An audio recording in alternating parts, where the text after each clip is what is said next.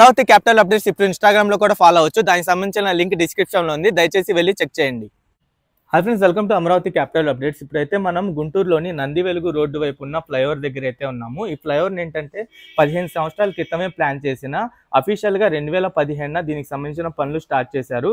2020 వరకు అయితే దీనికి సంబంధించిన పనులు అయితే జరిగినాయి. దాని తర్వాత నుండి ఈ ఫ్లైఓవర్ కి సంబంధించిన ఎటువంటి పనులు జరగలేదు. ఈ ఫ్లైఓవర్ అయితే కంప్లీట్ గా ఆగిపోయింది. ఈ ఫ్లైఓవర్ ఎందువల్ల ఆగిపోయింది ఏంటి కంప్లీట్ గా మీకు ఇన్ఫర్మేషన్ ప్రొవైడ్ చేస్తాను. అలాగే ఈ ఫ్లైఓవర్ కి సంబంధించి 2018 డిసెంబర్లో నేను ఒక వీడియో కూడా తీశాను. ఆ వీడియో కూడా ఎండింగ్ లో ప్లే చేస్తాను. దయచేసి ఈ వీడియోని స్కిప్ చేయకుండా ఎండ్ వరకు చూడండి.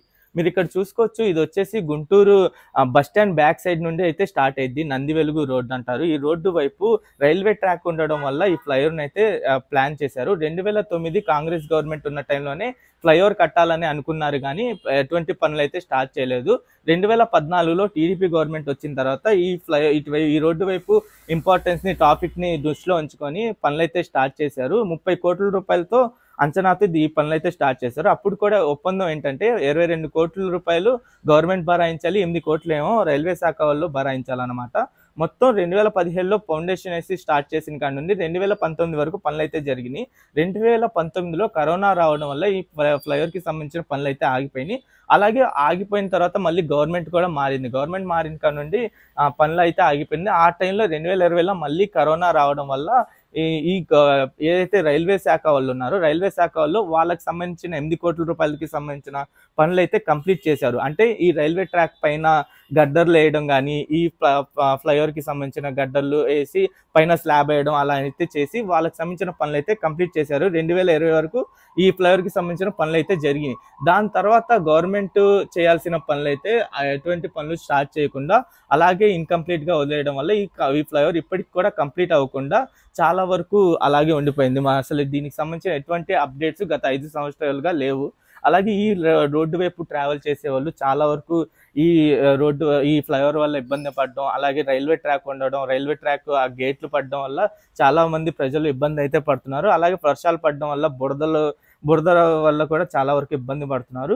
ఈ ఫ్లైఓవర్ కి ప్రెసెంట్ గత ప్రభుత్వం 2017లో ఏదైతే గవర్నమెంట్ ఫ్లైఓవర్ కి పనులు స్టార్ట్ చేసిందో అదే గవర్నమెంట్ ఇప్పుడు రావడం, అలాగే ఈ లోకల్ గా గుంటూరు ఎంపీగా పెమ్మసాని చంద్రశేఖర్ గారు ఉండడం, ఆయనేమో కేంద్ర సహాయ మంత్రిగా ఉండడం, అలాగే రీసెంట్ గా రైల్వే పెండింగ్ వర్క్స్ గురించి ఆయన ఒక ప్రెస్ నోట్ కూడా రిలీజ్ చేశారు. ఈ పెండింగ్ వర్క్స్ కూడా కంప్లీట్ చేస్తామని చెప్పి, దీనికి సంబంధించిన అప్డేట్స్ కూడా త్వరలోనే వస్తాయి.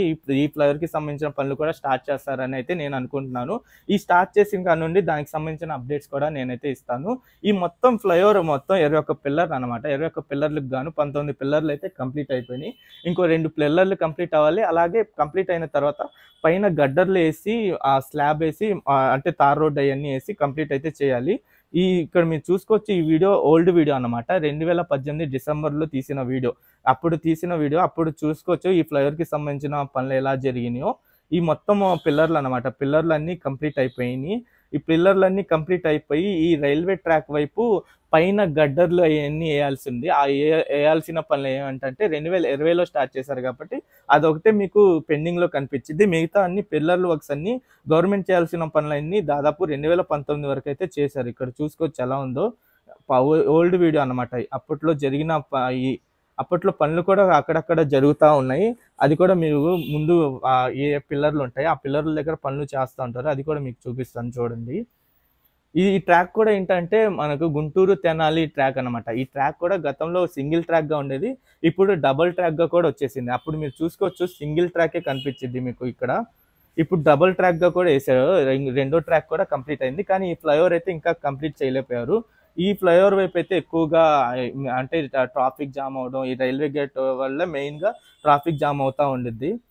ఇక్కడ మీరు చూసుకోవచ్చు, ఇక్కడ పనులు అయితే చేస్తూ ఉంటారు. అప్పుడు 2018 డిసెంబర్ అంటే 2019 వరకు ఈ ఫ్లైఓవర్ కి సంబంధించిన రెగ్యులర్ గా పనులు అయితే జరిగినాయి.